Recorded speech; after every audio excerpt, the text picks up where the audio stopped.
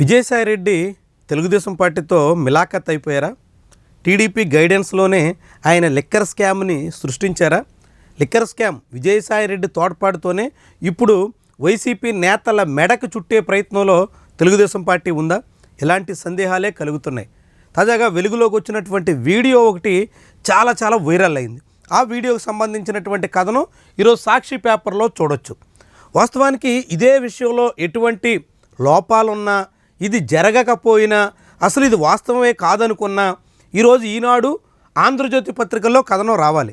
కానీ ఆ రెండు పత్రికల్లో అసలు ఈ వార్తాంశాన్ని కనీసం కూడా ప్రస్తావిస్తే ఒట్టు.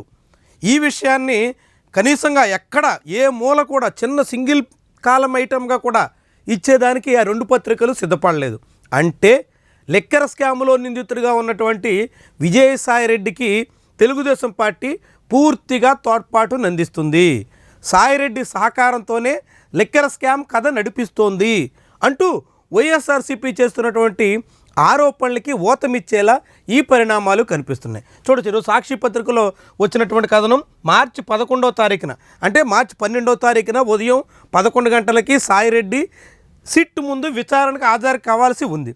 ఆ హాజరు కావడానికి కొన్ని గంటల ముందు మార్చి 11వ తారీఖున సాయంత్రం 6 గంటల సమయంలో తాడేపల్లిలోని పార్క్ విల్లా నెంబర్ 27 వద్దకు విజయసాయిరెడ్డి చేరుకుని ఆ తర్వాత సాయిరెడ్డి ఆ విల్లా లోపలికి వెళ్ళారు.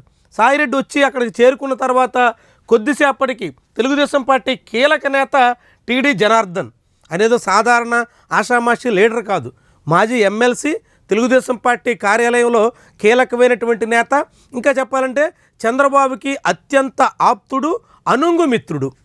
ఇంకా టీడీ జనార్దన్ తెలుగుదేశం పార్టీలో కోటరీలో, చంద్రబాబు కోటరీలో ముఖ్యమైనటువంటి నాయకుడు.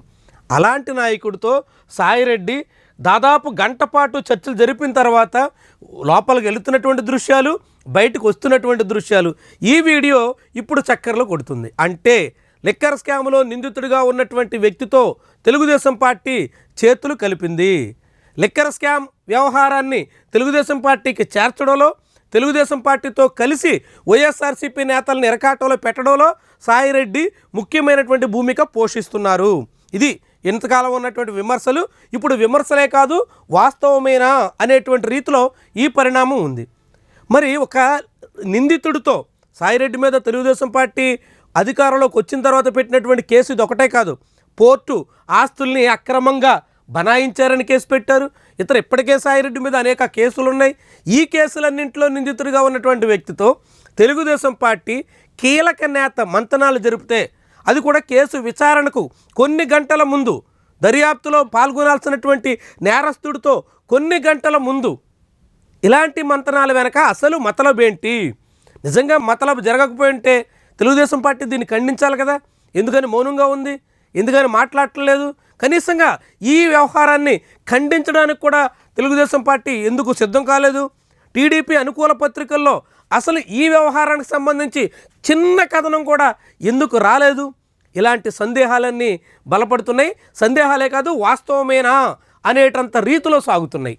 ముఖ్యంగా లిక్కర్ స్కామ్లో సాయిరెడ్డి తెలుగుదేశం పార్టీకి లొంగిపోయారని జగన్మోహన్ రెడ్డి ఆరోపించిన తర్వాత ఈ వీడియో బయటకు వచ్చినటువంటి తీరు చూస్తే సాయిరెడ్డికి చంద్రబాబుకి మధ్య చాలా సన్నిహిత సంబంధాలు ఉన్నట్టుగా, జగన్మోహన్ రెడ్డి చేసినటువంటి ఆరోపణలు వాస్తవమే అన్నట్టుగా చాలామంది అభిప్రాయపడుతున్నారు.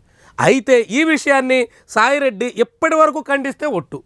వాస్తవానికి సాయిరెడ్డి ఏదైనా ఘటన, తన మీద ఆరోపణ కానీ అభియోగాలు కానీ తన పేరుతో ఏదైనా జరిగినప్పుడు ఇమ్మీడియట్గా స్పందించేసేటువంటి నాయకుడు. ఎక్స్లో ఒక పోస్ట్ చేసి దాన్ని తప్పు అని కానీ ఒప్పు అని కానీ ఖండించడానికి సిద్ధమైపోయేటువంటి నాయకుడు. అలాంటి సాయిరెడ్డి ఇప్పుడు ఎందుకు సైలెంట్గా ఉన్నారు? ఈ వ్యవహారం మీద కనీసం ఒక పోస్ట్ చేయడానికి, ఒక పల్లెత్తు మాట మాట్లాడడానికి, కనీసం కాదని, అవునని, లేదని, అసలు జరగలేదని ఇలా ఏదో ఒకటి చెప్పేదానికి ఆయన ఎందుకని సంశయిస్తున్నారు? ఇలాంటివన్నీ చూస్తుంటే ఖచ్చితంగా ఆంధ్రప్రదేశ్లో జగన్మోహన్ రెడ్డి కోటరీకి చెందినటువంటి ముఖ్యమైనటువంటి నేతలతో చంద్రబాబు నాయుడు చాలా కాలంగానే కథ నడిపిస్తున్నారు అనేటువంటి అభిప్రాయానికి అనేక మంది వచ్చేదానికి ఆస్కారం కల్పిస్తుంది. ఈ కథనాన్ని ఈనాడు, ఆంధ్రజ్యోతి కప్పిపుచ్చేసినటువంటి వైనం కూడా అలాంటి ఆరోపణలకి, అభియోగాలకి ఆస్కారం ఇస్తోంది.